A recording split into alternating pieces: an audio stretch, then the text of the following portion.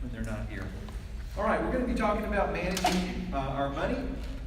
Part 3, today we're going to talk about saving. And then on the second half of that, on the back of your sheet, we're going to talk about a lifetime plan for how to manage your money based on what the Bible says. All right? So the first page we're going to look at today is the one that says life after debt. Is there life after death? There's actually more life after death than there is before death, it turns out. And that's a good thing. Proverbs chapter 23, verse 7 in the King James says, "As a man thinketh in his heart, so is he." Do you realize that so much of how we live our lives starts right here in the way we think about things? It's our perspective. It's our thought patterns. It's the way we perceive things and think things need to happen. That's how the actions are going to come out of our bodies. We're going to think them first, right? And any behavior we do, hopefully we're thinking about it first. We usually get ourselves in trouble when we don't think first and then we act first, right? Okay, so we want to think like a saver, not a debtor. You know, a budget is not only a plan to get out of debt, but it's also a plan to save and invest. We adjust our budget every time our income or outgo changes, but we still keep the same goals. Did you know that rich people think like rich people and poor people think like poor people? Many rich people have been millionaires and then financially broke several times in their lives. You've probably heard of stories like that, right? But the mindset makes a big difference. So how does a saver think? How does a saver think? Well, I've got about 5 things here that I want to talk about. Number 1 is a saver sets godly giving goals. In 2 Corinthians chapter 12, verse 14, it says, "After all, children should not have to save up for their parents, but parents for their children." Now, it doesn't always work out that way, does it? You know, sometimes grown children will have to maybe help take care of their parents in their old age, and maybe the parents had not saved up enough to live on their own, and somebody needs to come in and live with somebody, or for health reasons needs to do that. But the general life plan is parents save up for their kids when they're younger, and then try to help them out, and then hopefully leave them an inheritance when they pass. So here's the mindset that goes with that. Spend what you don't save. Did you catch that? Spend what you don't save. Set your goal for how much you need to save first, and then the rest is what you allot yourself for spending. Now, this is very hard. A lot of what we're going to be talking about today is not easy. It takes training, it takes time, but first of all, it takes a mindset. It takes a mindset. And, just personally, one of my struggles throughout life is because I never gained this mindset early and I never got trained on this, I simply did not save. And then when an emergency came, guess what you have to do if you don't have something saved up? You have to go into debt, right? Because your money's got to come from somewhere. And so, spend what you don't save. We have it backwards sometimes. If we save what we don't spend, how much would we really save? Yeah. And it's the Proverbs that tells us it's a fool who devours all that he has, all right? And we don't want to be put in that category. Second is a saver doesn't waste anything. There's that don't be wasteful thing I was referring to earlier. In Luke chapter 9, verse 17, this is a story where Jesus had just done this miraculous multiplication of just a little bit of food, right?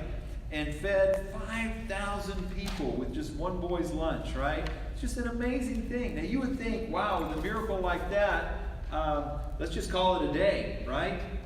But Jesus had his disciples, after everybody had been fed, he said, now take these 12 baskets and go and pick up everything that's left over. And we're not going to waste that. Even Jesus had a mindset that we don't waste things.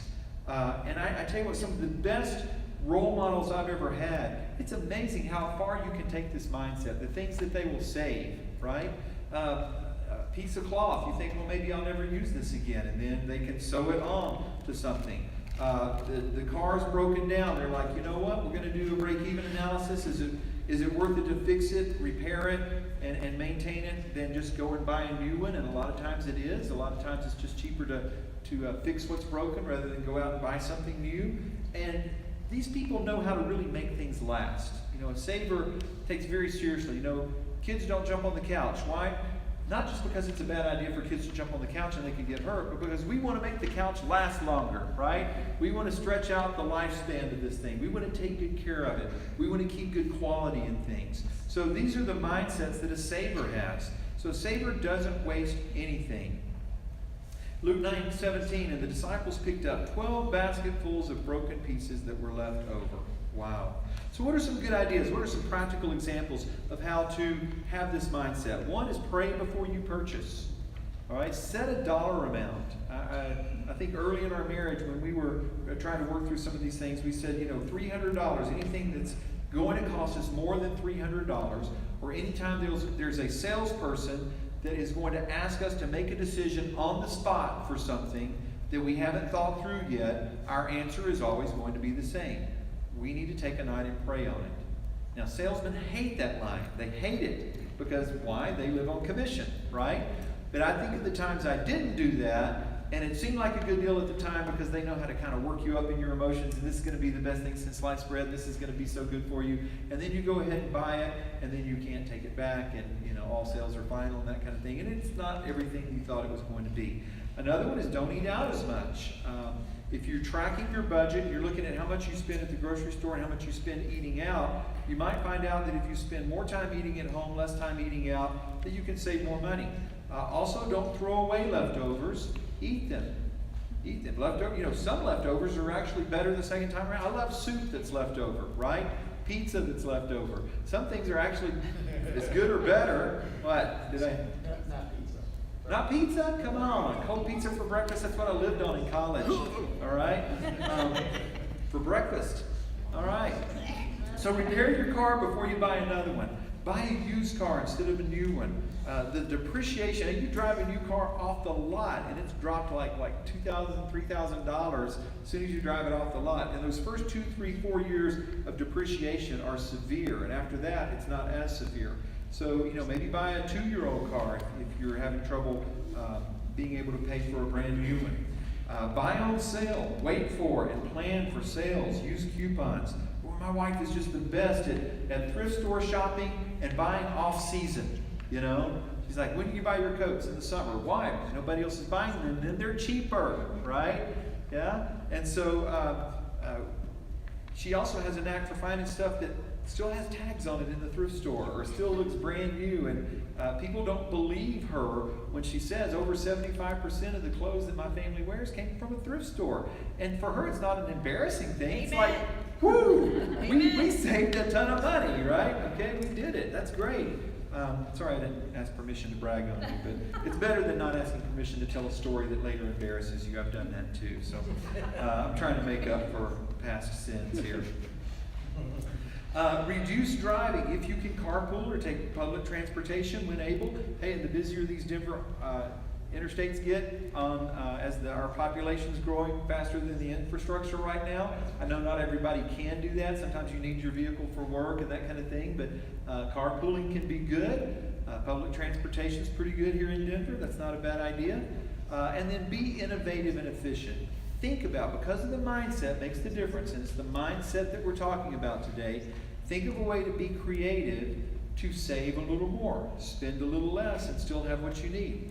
And that puts us in a position where a saver is prepared for a rainy day. Proverbs 21:20 says, in the house of the wise are stores of choice food and oil. Many experts recommend a cushion of anywhere to 3 to 6 months' expenses to fall back on because life happens, right? Sometimes you lose your job, right? Sometimes you have a hospital stay that's extended. Sometimes really big financial mess happens, and it's good to have that savings to fall back on while you look for that new job or heal up after a hospital stay or go through some kind of catastrophe and you need to recover from it. So with the proper insurance, a few months of liquid assets should be enough.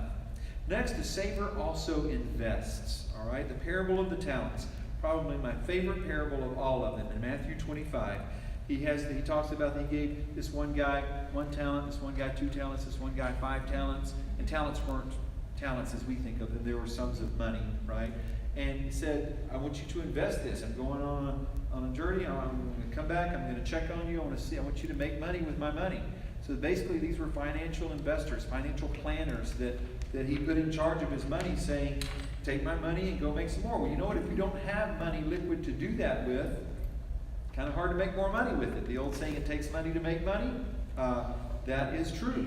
So we need to save to have some money to earn interest or return on investment for, so we can do that and be able to invest. You say, well, I'm afraid of investments. There's risk involved with investments. You know, so I'm just going to stuff mine under the mattress. Well, there's some good and some bad news with that. If you stuff it under the mattress, it's going to be under your mattress when you come and get it. But there's this thing called inflation, and it makes the cost of living a little bit more every year. Average 2.5%, 3%, 4% sometimes, all right? And then countries like Venezuela, have you heard what's going on in Venezuela lately? They've had 1,000,000% inflation. And it's called hyperinflation. And usually when an economy is in just free fall, inflation is how you know it. Things will literally go up overnight. I did a mission trip in Romania one time, and literally every weekend, even though the shop may have been closed on Sunday, the shop owners would have to take all the tags off of everything in their store and put the new price tags on that might be 10, 15, 20% more every week, because their country was in a financial, economic, not just a slump, not just a bear market, not just a little recession. They were in hyperinflation mode. And it makes life very, very difficult, okay? So that's the extreme version of this. The moderate version is that we normally have in America in the last, probably our lifetime, this generation, is that inflation averages about 3, maybe 4% a year, right? And it doesn't seem like it's that much, but over time, it has that compounding effect just like any other kind of interest would, right? So, inflation will always make money depreciate. Therefore, we must invest at a higher rate than inflation. We need to invest in something that is more than the rate of inflation. To only stuff it under the mattress and hold our own is the same thing as losing money. Now, interest can be your best friend or your worst enemy, financially speaking. Remember the compounding interest sheet you had last week on your handouts? And by the way, if you miss any of these weeks for any reasons, at the end, we're going to have the complete handout ready for everybody in one packet. So don't worry about that if you miss a Sunday and you feel like you've missed something. We'll have all of this in writing for all 4 weeks of this part of our series.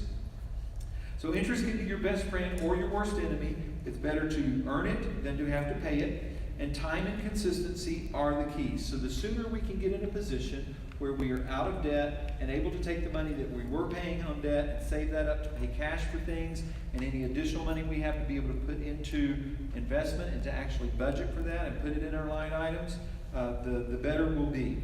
Time and consistency are the keys. Finally, get educated on money growth, so God won't call you a wicked, lazy servant. That's the guy who had one talent that didn't do anything. He didn't stuff it under a mattress. He buried it in a hole in the ground. That's what he did. So he's like, okay, this is what you gave me. I'm going to make sure I give you back everything you gave me, and that's going to be good. And the master said to him, wicked, lazy servant. Not the words I want to hear from Jesus, for sure, right? Okay, now, how do you get educated on money growth? Well, there's several ways you can do it. You can do like I did, and I took like months, and I did a topical study on money, and I took every word associated with money, and I did a through the Bible, and that's actually how I came up with this series, these 4-part series that I'm doing right now in the middle of our broader life management series. So if you got 4 months to do that, you can do it. Or you can find some of the great resources from other people who have done that. And there are some great ones out there, and I usually don't lift up one more than another, but today I'm going to, all right? Because I've mentioned 2 names before, Larry Burkett and Dave Ramsey, earlier in the series. And Larry Burkett was kind of the foundation that Dave Ramsey built on, but Dave Ramsey knows how to package it really, really well. And he knows how to put it in steps so that you can just read it and do it. And if I could recommend one book to you, it would be The Total Money Makeover by Dave Ramsey. If you're a reader or if you want to get better educated on money management, The Total Money Makeover would be a great place to start, okay? Now, if you want to get more education and you want to get training in addition to just reading it, I'm going to tell you another resource you can get, and that is this, Financial Peace University. And there's going to be one starting in Erie very soon. A friend of mine that I met last year, Andy Cross, who goes to a church here locally in Erie, he and his wife are going to lead a Financial Peace University. I've led this 4 times. I've had 175 people go through it. I have seen how lives can change, okay?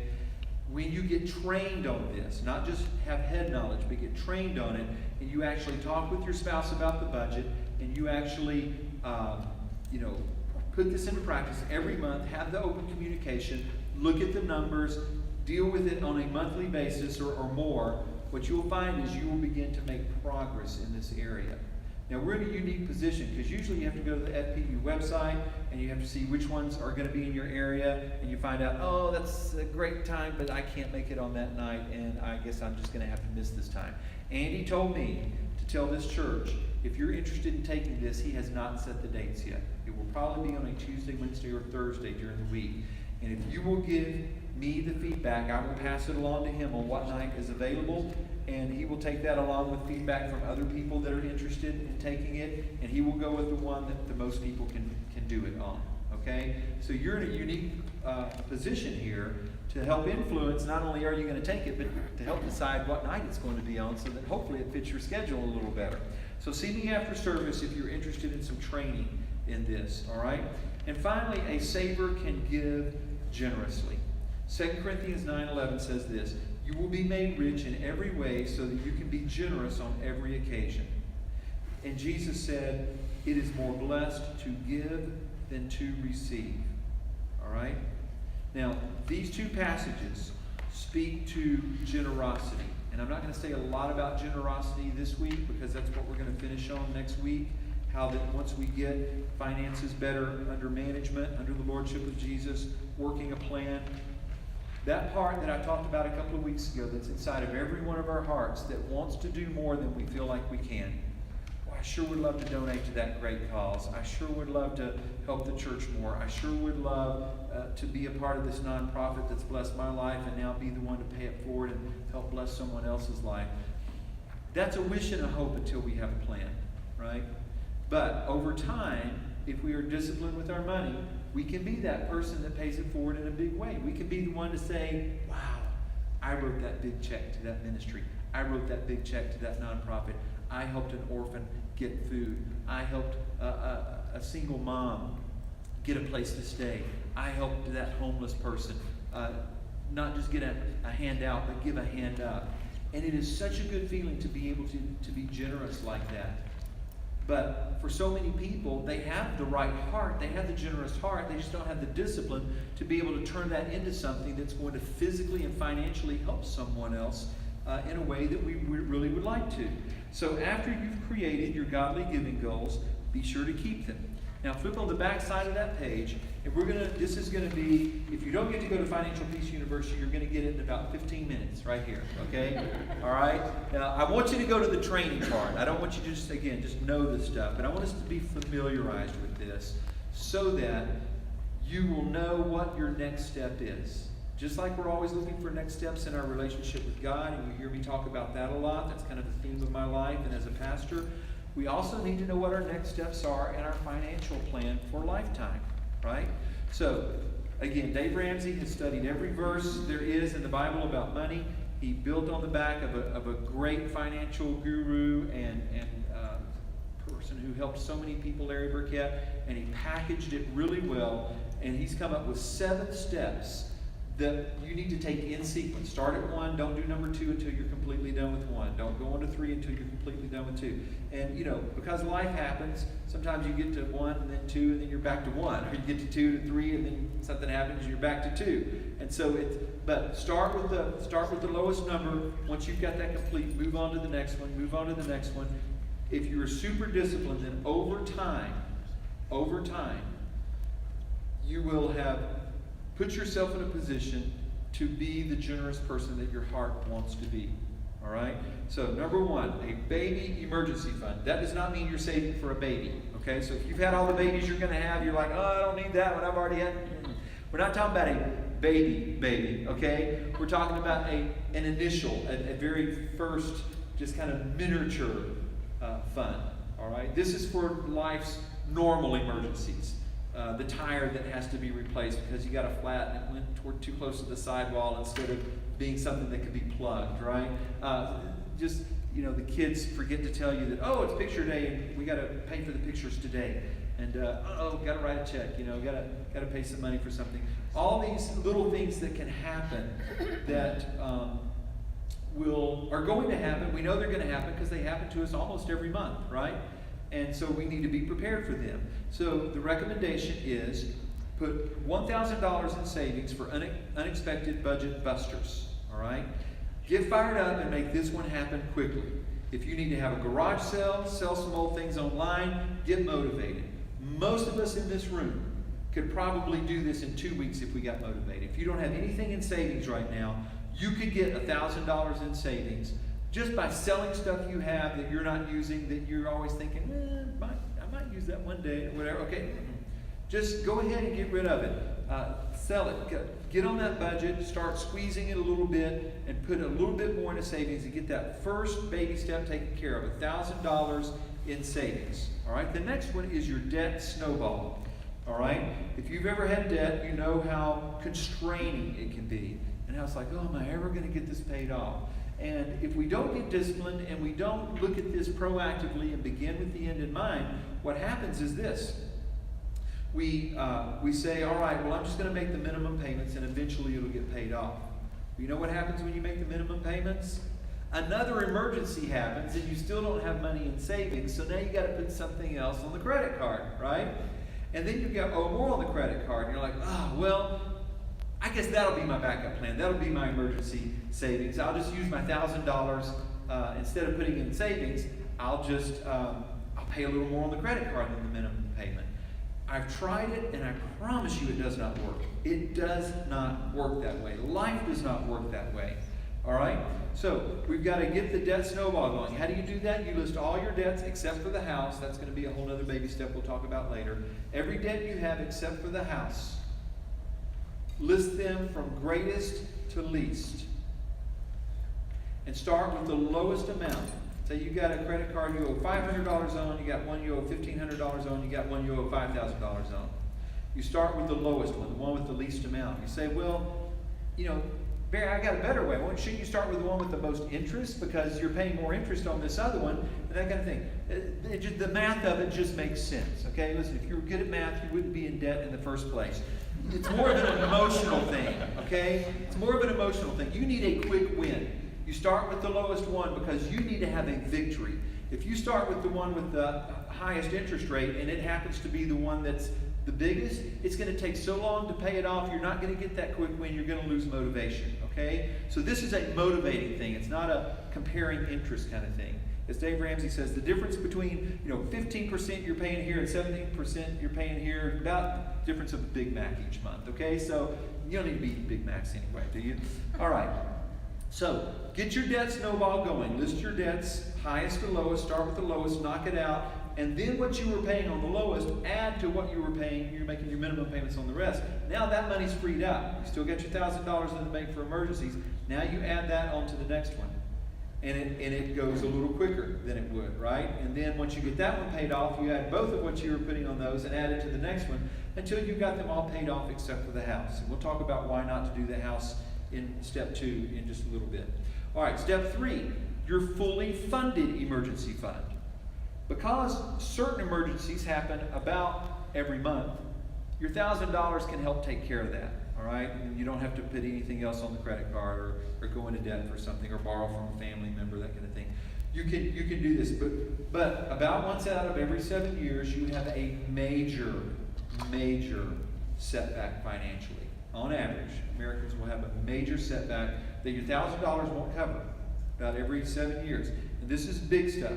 So we need a fully funded emergency fund. Put money into savings to cover 3 to 6 months' expenses in case of a catastrophic event. An unexpected baby comes along or something, all right? Accidents happen, right?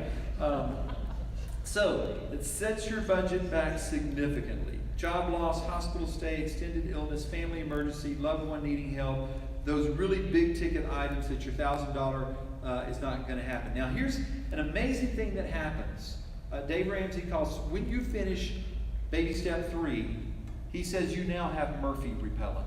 Anybody familiar with Murphy's Law? Anything that can go wrong will?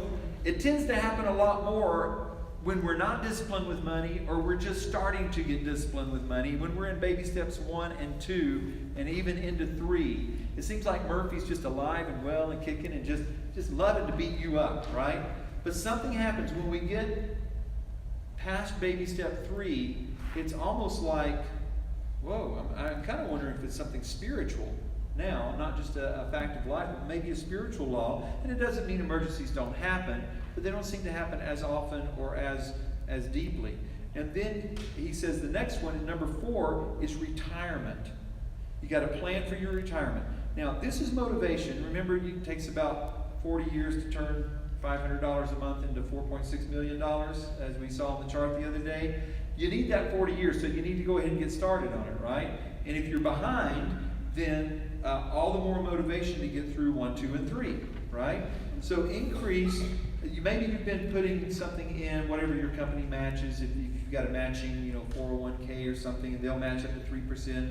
Go ahead and put the 3% because you're gaining 100% return on investment by that, right? So that's even more than the 17% you're paying on the credit card. So it makes sense to, before baby step 4, to go ahead and match what the company will put in for you if you have that kind of retirement plan. But by the time you get to baby step 4, now you've got no debt except for the house. You got your emergency fund in case something does set you back. So now you've got all the money that you were putting into debt that you can pour now into retirement. And if you got started late, now you can start making up for some lost time. Plus, if you have an IRA, many of those are tax sheltered, so you're not paying tax on it. And if you get one with low fees, then you can really start compounding a lot more, right? So retirement, increase your monthly amount for retirement to 15% of your monthly income. Put it in a tax-deferred IRA, which is diversified across many stock sectors. The easiest way to begin is just to put it in a broad index fund. Did you know that for all the financial advisors that will tell you this mutual fund produced this much, this year did this, 75% of mutual funds out there don't keep up with just the regular indexes like the Dow 30 or the S&P 500. If you're trying to play the odds, just put it into an index fund. And if you really want to save fees, you can do that through self-directed IRAs. You don't even have to pay a financial advisor for that. You can just open up an account there's so many today. We live in the digital age. There's all these places you can just go straight from your checking account right into that, just like your taxes. You don't even see this. The company cuts your taxes for you. Sometimes they'll cut the part of your insurance payment out, and you never even see it. Why not set up your retirement that way? Just set it up so that it comes out every month before you see it. You know it's a line item in your budget. You know it's there, but because you don't see it, you don't feel like you have to spend it. All right? So as you diversify, when you move a little deeper into this, rather than just an index fund, again, Dave Ramsey recommends that you diversify your diversity into 4 different categories. 25% into a very conservative fund. These are the ones that won't gain as much return on investment, but they're going to be steady. All right? Then 25% into an index fund, and you probably already got some in an index fund by now because you're at baby step 4. 25% into higher risk and reward funds, and then 25% into international funds, because every economy at some point fails, right? We've had our share of recessions, we've had our share of setbacks, but at some point, every country, it may take several hundred years for it to do it, but it's going to fall, and it's going to have an economic collapse, and then it's going to be rebuilt some way, all right? And we've never had the total economic collapse in America, but we're about, over 200, about almost 250 years old now, and at some point, there will be something happen that is like what's going on in Venezuela right now, all right? So, if you're diversified even outside of a national stock fund or something, then you've got some cushion there too. You've got something to fall back on, and it won't totally set you back. So get into the monthly routine, putting stuff towards retirement.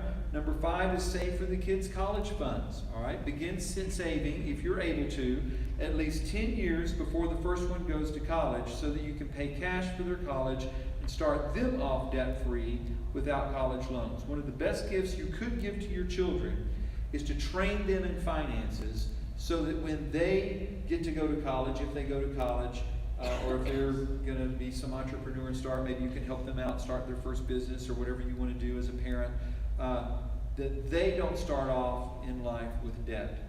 And if they're trained well, they know not to get into debt in the first place, and then you can help them pay for their college, you have given them a huge gift. It could potentially do more for them than an inheritance when you die, if they're trained well and they never have debt. Wow, what a gift to give to your children, right? Next is to pay the house off early.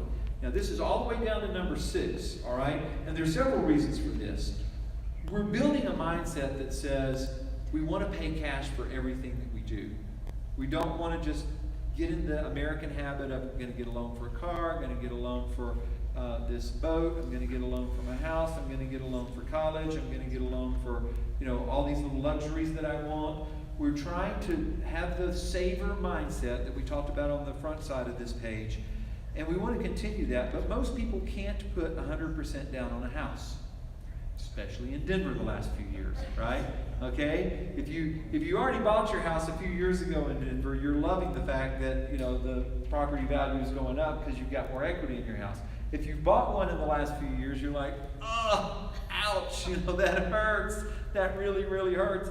And, I hope it keeps going up because this is a big mortgage payment here, right? Okay, now imagine this, though. You have no other debt besides the house. You're putting away what you need to for the kids' college. You've got your fully funded emergency fund. Could you even pay a 30-year note off in a lot less than 30 years now? Well, absolutely you can. You can either convert to a 15-year loan or a 10-year loan or 7. They've got customized loans now, all right? Or you could leave it the same as it is and not pay the extra fees to refinance and just put extra on principal every month, just like you're doing in your retirement account and your children's college kids account, college fund account, right? So now you are speeding up, just like you did the debt snowball, except you just got one debt now, and it's the house. And another reason this one goes last is because there are certain tax breaks that go with housing. Okay, so you want to take advantage of as many tax breaks as you can. And the house is the really big one anyway. So it's going to be probably the biggest of all your debts anyway. So it's kind of that same principle as the debt snowball. All right, so let's go through the first 6. Baby emergency fund of $1,000. Debt snowball, everything but the house. Fully funded emergency fund of 3 to 6 months expenses. Putting 15% of your monthly income into retirement, tax deferred preferably, in an IRA preferably. Save for the kids' college fund, putting the money away for that so you have cash when they get there. And then pay the house off early. Now what can you do? You can find out how little it takes to live on when you have 0 debt. Even in Denver, do you know how much if you took out all the debt and all your mortgage payment and anything like that out of your budget right now, could you live on about half of what you're making? You probably could. Now all that is paid off. All of that is done. So guess what you can do? You can take that other half of your income and you can do what your heart's always wanted you to do. Give like crazy. See a good cause, and God tugs your heartstring, you just say, all right, I'm going to write a check. I'll still pray about it at night and talk to my spouse about it because I'm in the habit of doing that now. But we've worked through this together, and we've learned to be generous together. And it's bonded. Money has bonded us. Instead of being a stressor in our marriage, now it's going to be that blessing in our marriage where we are the ones who help other people. We're the ones who help the church. We're the ones who help the missionaries. We're the ones who help the poor. We're the ones who help the outcast. Wow. That's where you want to be. God is a generous God. And you know what? You can also invest a lot more. Now you can find all kinds of extra ways to invest in addition to just 15% going into retirement. Now you've got more you can do things with. So give and invest like crazy. By the time you get to here, you are so disciplined with money, you're probably not going to make a really, really stupid mistake, okay? With no debt, plenty of discipline, and the future prepared for, you can invest at a higher percentage and give at a higher percentage. You can just leave tithing in the wind. You know, oh, I've been tithing through all of this whole thing, and it was such a hard thing to be disciplined to give 10%, all this kind of, well, now you can give 15, 20, 25, 30, 40%. You can do it. And if there's a really big need, you can be the one to help make it happen. The difference you can make in the church and in the world is bigger and better than ever. This is a lifetime plan based on the best biblical principles you're going to find anywhere, customized for every person in a step-by-step plan to get you from wherever you are right now to where you need to be by the time you either retire, or if you decide not to retire, you're at retirement age, but you want to keep on working, and you want to keep on giving and keep on investing and being a bigger blessing to your children, grandchildren, church missionaries, worthy causes, nonprofits, whatever God leads your heart to do. I want to be that person. And one of my biggest regrets personally in life is that I was not exposed to this early in life. And I'm playing catch up. And I bet there's a lot of people in the room that feel like you're playing catch up too. So let's play the game and let's play it seriously, right? Let's get involved. You say, well, I'm so old. It's just, I just don't know if I could. Is it too late for me? I'm going to close with one story. There's a brother at a former church I used to go to named Jay, and he went through Financial Peace University, and he was in his 60s. He was retirement age, okay? He was in a wheelchair. He had bad health. And he said, Barry, I'm going to drop out of Financial Peace University. And I'm like, why? He's like, I'm already in my 60s, and I see this stuff, and I think it's just too late for me to get started. And I said, Jay, do it just because it honors God. Do it just because it's the right thing to do. Do it just to say, I am managing better. And he thought about it, and he said, you know what? I'm not going to quit. I'm going to do it. He said, but I just live on this very small pension and a little bit of disability and a little bit of Social Security. I will do the best with it I can. Jay had debt, and over the next 2 years, he paid all of his debt off. And he was getting ready to work on baby step 3, and he was a little bit into it, and he passed away suddenly.